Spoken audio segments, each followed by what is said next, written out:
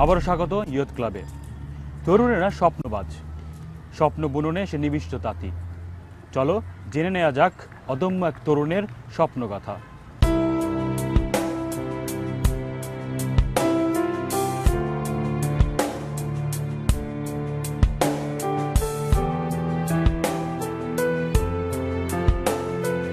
মধ্যবিত্তের ছেলে হওয়ার কারণে ওয়েডিং ফটোগ্রাফিটা ছিল প্রথম দিকে শুধুমাত্র অর্থের যোগানদাতা। ফটোগ্রাফিটা আমরা যখন ফিল্মে ছবি তুলতাম অনেক বেশি খরচের ব্যাপার ছিল, ফিল্মের অনেক বেশি কস্ট ছিল, তখন শুধুমাত্র অর্থনৈতিক কারণেই ওয়েডিং ফটোগ্রাফিতে আসা।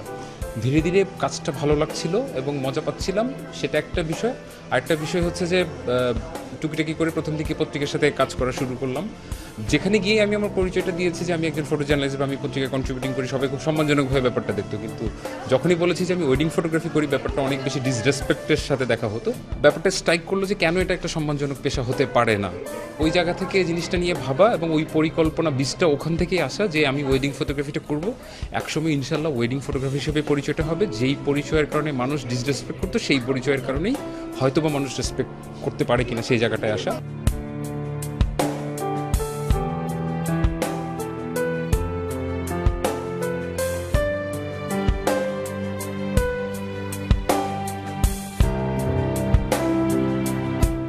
ছবিটা তোলার পর তো ছবিটা সংরক্ষণের বিষয়টা চলে আসে এবং হচ্ছে যে আমরা আমাদের মানুষ তার বিয়ের ছবিগুলো সবচেয়ে সুন্দরভাবে সংরক্ষণের জন্য একটা ব্যাপার থাকে। সেক্ষেত্রে আগে যেটা হতো যে আমরা এটাকে অ্যানালগ অ্যালবাম বলছি, পেস্টিং অ্যালবাম বলা হয়। এভাবে মানুষ ছবি বিভিন্ন ফরম্যাটে ছবিটা পেস্টিং করে থাকতো। এক্ষেত্রে কিছুদিন পরেই সমস্যাটা দেখা দিত যে আস্তে আস্তে করে একটু একটু করে গাম ছুটতে শুরু করে, জিনিসটা নষ্ট হতে শুরু করে। সে জায়গা থেকে আমরা ছবিটাকে আরও মজা করে কীভাবে মানুষ সংরক্ষণ করতে পারে সেই চিন্তা থেকে আমরা ডিজিটাল ফটো বুক বলছি, ফটো অ্যালবাম বলছি। এটাতে ইটস লাইক আ ফটো বুক। মানুষ তারই ছবি দিয়ে একটা বই হবে। ধরুন আপনারই বিয়ের ছবি দিয়ে আপনার একটা বই হলো।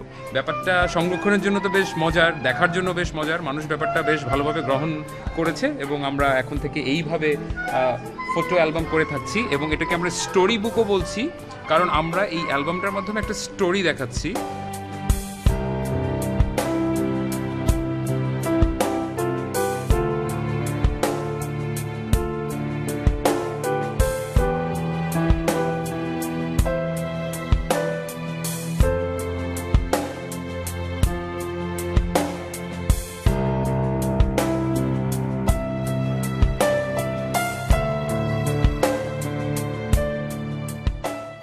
বিয়ের ছবি দিয়ে ক্যালেন্ডারের কনসেপ্টটা একদমই নতুন। এটা আমরা নতুন করে শুরু করেছি। বিয়ের পর তার নিজের ছবি দিয়ে একটা ক্যালেন্ডার হলে বাবা মার জন্য একটা স্মরণ করার জন্য একটা ভালো বিষয় হতে পারে। সেই জায়গা থেকে আমরা নতুন করে ক্যালেন্ডার করছি।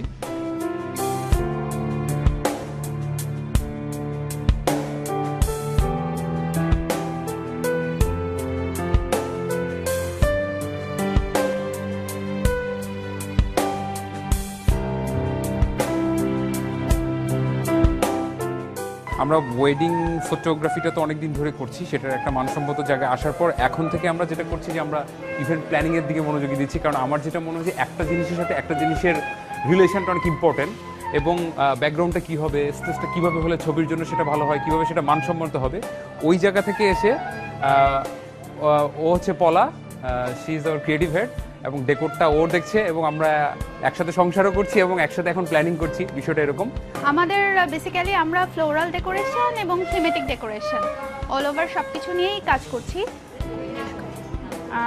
আর হচ্ছে আমাদের সার্ভিসগুলো শুরু হয় একেবারে ডিটেইল থেকে শুরু করে, মানে সব কিছুতেই অল ওভার আমরা কাজ করছি। যেমন আমাদের তত্ত্ব সাজানো যেমন করা হচ্ছে, আমাদের ব্রাইডাল রুমও সাজাচ্ছি, আমরা গাড়ি ডেকোরেশনও করছি, আবার আমরা ফ্লোরাল যে স্টেজ ডেকোরেশন সেটাও করছি, ভেন্যু ডেকোরেশন, এভরিথিং আমরা সাপোর্টটা দিচ্ছি।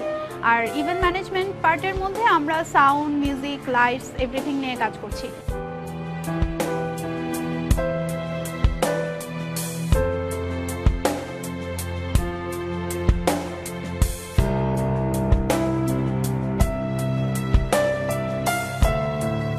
যেহেতু আমরা ইভেন্ট প্ল্যানিং করছি, প্ল্যানিংটা আসলে ওই দিক থেকে চিন্তা করছি যে টিপিক্যাল ধ্যান ধারণার বাইরে কিছু কাজ করা।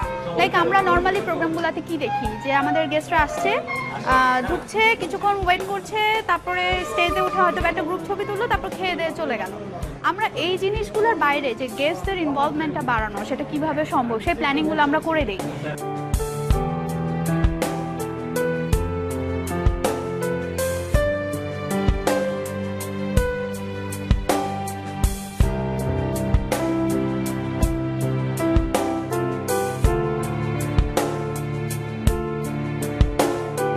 আমরা একটা মজার একটা পালকি বানিয়েছি, সেটা ফটোগ্রাফির জন্য যেন সুবিধা হয়, একটু ডিফারেন্ট স্টাইলে করা পালকিটা।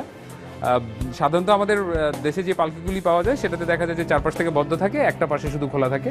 সো এতে ফটোগ্রাফাররা সবসময় ওই জায়গাটা ভিড় করতে দেয়। প্ল্যানিংয়ের সময় ওইটা একটা মাথায় ছিল, ফটোগ্রাফারদের যেন কাজ করতে কোনো অসুবিধা না হয়, চারপাশ থেকে খোলা রাখা।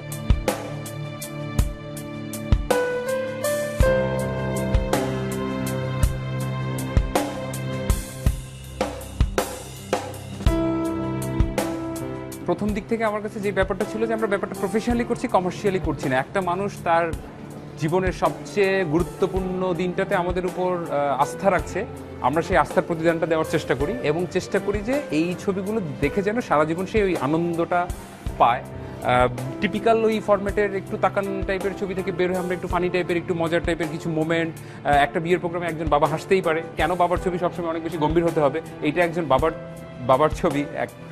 সো এই ধরনের ছবি আমরা অনেক বেশি তুলতে চাই, ফান টাইপের ছবি তুলতে চাই, সবার কেন গম্ভীর মুখ থাকতেই হবে। আমরা যেটা করার চেষ্টা করছি এখন, আমাদের দেশে যেটা হয় সাধারণত খুব টিপিক্যাল টাইপের ভিডিওগ্রাফি হয়, সেই গাছের ভিতর থেকে বেছে পালকি উড়ে উড়ে আসছে, সেই জায়গা থেকে আমরা চেষ্টা করছি ভিডিওগ্রাফিটাকে কিভাবে ডিফারেন্টলি প্রেজেন্ট করা যায় মানুষের কাছে। কারণ সাধারণত দেখা যায় যে বিয়ের ভিডিওটা পরে আর দেখা হয় না তার টিপিক্যাল বিভিন্ন ধরনের এডিটের জন্য। ওই জায়গা থেকে বের হয়ে এসে আমরা ভিডিওগ্রাফি টিম, সিনেমাটোগ্রাফি টিম, আমরা চেষ্টা করছি একটু ভিন্নভাবে ভিডিওটাকে কিভাবে প্রেজেন্ট করা যায়।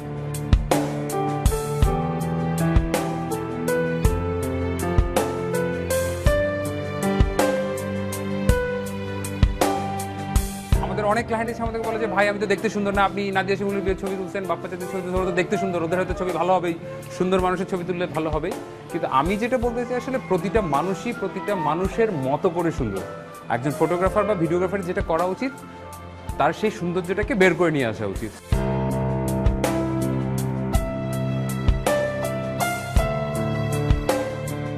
ফিউচার প্ল্যান যেটা হচ্ছে যে আমার স্বপ্ন, আমরা যখন ফটোগ্রাফিটা শুরু করি, এখনও আমাদের দেশে কেউ যদি ওয়েডিং ফটোগ্রাফি হিসেবে কাজ করতে চায়, জায়গাটা খুব ওই অর্থে কঠিন, এই যে শেখার কোনো প্ল্যাটফর্ম নেই বা শুরুর সময়টা আসলেই কঠিন। সে জায়গা থেকে বের হয়ে এসে আমরা তো এখন এক থেকে শুরু করে আমরা এখন একটা দল, আমরা এখন 20-25 জনের একটা দল কাজ করছি।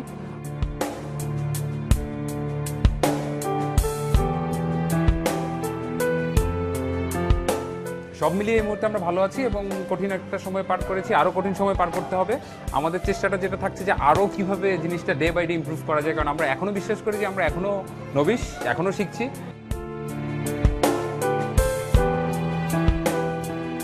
বন্ধুরা, তোমাদের যে কোনো ধরনের তথ্য জানাতে আমাদেরকে ইমেল করো youthclub@সময়news.tv এই ঠিকানায়। শেষ করছি আজকের আয়োজন। দেখা হবে আগামী সপ্তাহে একই দিনে একই সময়ে।